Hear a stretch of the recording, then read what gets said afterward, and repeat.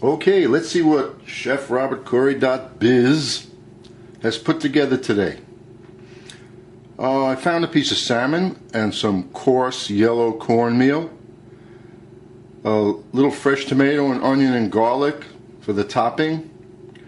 We're going to dredge it in egg whites and then into the cornmeal and then into some hot oil. It's a 1-2-3 dish. The Pernod is optional. First we'll season the fillets of salmon with a little salt, sea salt, that's the only kind I use. Taste is better for you, more natural, both sides. Place it in the dish.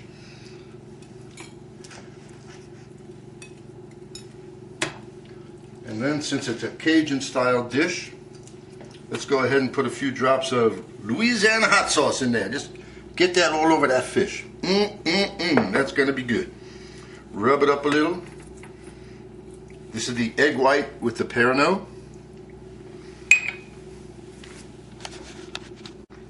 I forgot one item. Some fresh lemon. Just squeeze that fresh lemon onto the salmon. There we go. And get those seeds out of the way. We don't want to bite on those crunchy little seeds. Just toss this in the egg white Pernod, which is optional, I said, and lemon. I like to make things different. That's why I put the Pernod.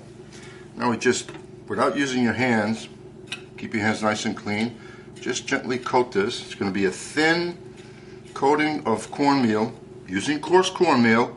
It'll give it a nice crunchier taste than the fine cornmeal, and that's what I'm looking for today.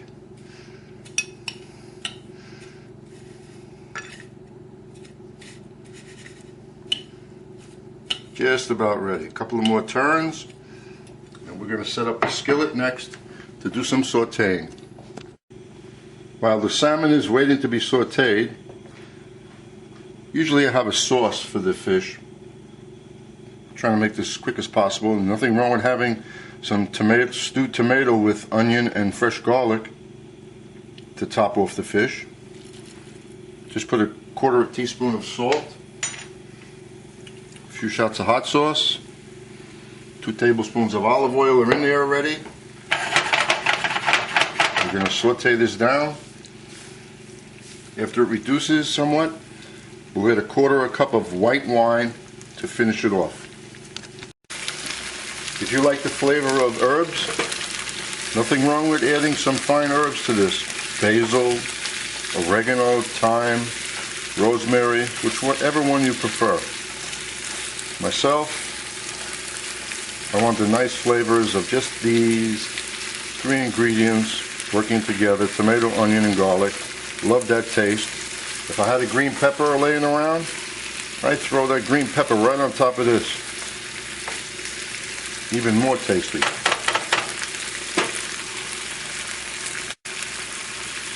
I've added another 1/4 teaspoon of salt to this mix. After tasting it, that's what it needed. So now we have a 1/2 teaspoon of salt.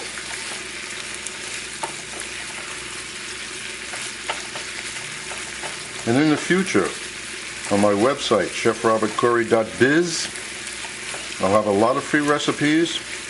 Most of them will not be videos. A lot of them in text. Some will be videos. The lengthier ones will be there because on YouTube and MySpace, you're only allowed a certain amount of bytes to get up there. That's coming along nicely in about another minute. Just saying this on a hot flame in a non-stick skillet. It just works easier. If it was a high flame with a regular skillet, like the one over here with the fish, the onions and tomato would be sticking a little, and I'd have to pay more attention to it. These non-sticks really work good. We're not looking for any color on the stewed tomatoes with the onions. Just want to soften everything up. And then I changed my mind about the white wine, because I use that a lot. And I saw a can of beer sitting around, so what the heck, just for the hell of it. We'll put a 1/3 cup of beer into that. It's going to give us a nice flavor when it's all done. Just lower the flame now, let it simmer, everything will soften up.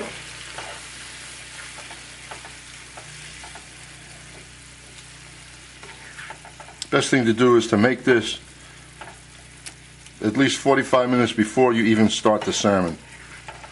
Right now I'm doing both items together, but I would have, if I was just making this for dinner or something similar to this, I would have the sauce or the topping ready before the meat or fish is cooked. Now that looks good. You want to add some fresh herbs to it? Be my guest. A little chopped parsley, whatever you like. You want to put some tarragon leaves in there. Make sure the tarragon leaves are fresh. That'll give it an awesome flavor. And just pop them in there like right now. I could have used whole eggs instead of the egg whites on the fish. It would have given them a little thicker coating. I'm looking for light and crispiness. And that's what I'm going to have doing it this way. And remember, anytime you bread anything and you fry it, or you saute it and you want it crispy, where do you put the sauce? You should put the sauce underneath to keep that crispiness of the items as you cut your fork into it. Because as soon as you add the sauce on top, it just softens it. Just a little pointer. I just tasted the tomato, onion, and beer and garlic mix. I like that. Now I just came up with another topping, or even this could be mixed with vegetables to give a different appearance and a nice flavor. We're going to keep the tomatoes cooking while we start on the salmon. Tomatoes probably will take about 20, well, a good 20 minutes. We'll just keep them simmering. We now have my skillet with olive oil in there. See how much that is? A nice amount. High flame. Nice saute skillet with a thick bottom, nice even heat. The background noise is the vent fan on, the exhaust. I hate to darken my ceiling that much when I do so much sauteing in the house. I would do this outside, but it's winter time.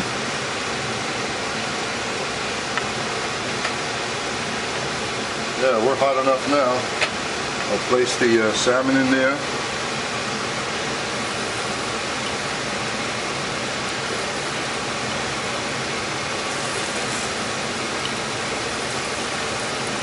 Very nice. This is not going to take long. This is the actual time it takes.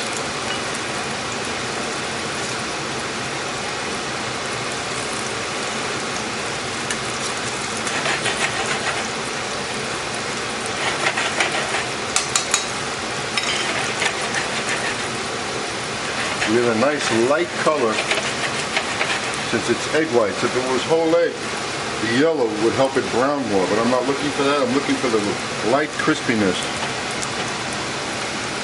And the tomatoes have reduced with the beer. They're just about ready.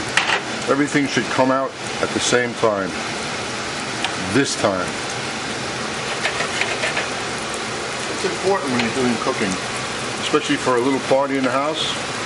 Don't wait the last minute to cook everything. What if you have 12 different items?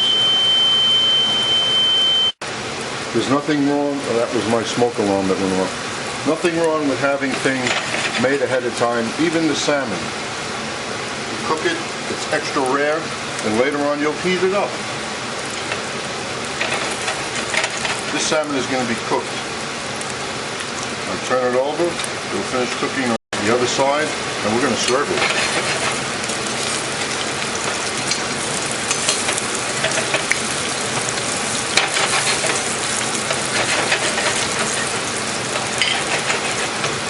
You can see how crisp that's going to be already. Very nice.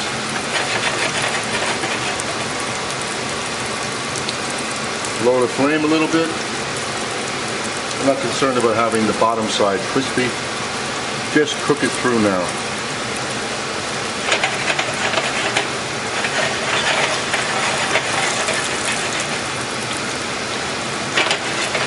Now we're going to set up the plate. We're putting the stewed tomatoes on the plate.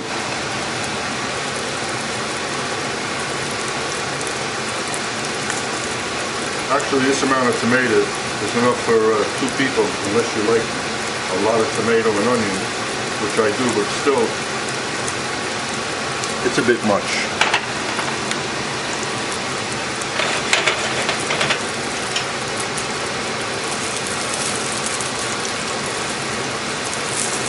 That fish is done. Take the fish, place it around the tomato.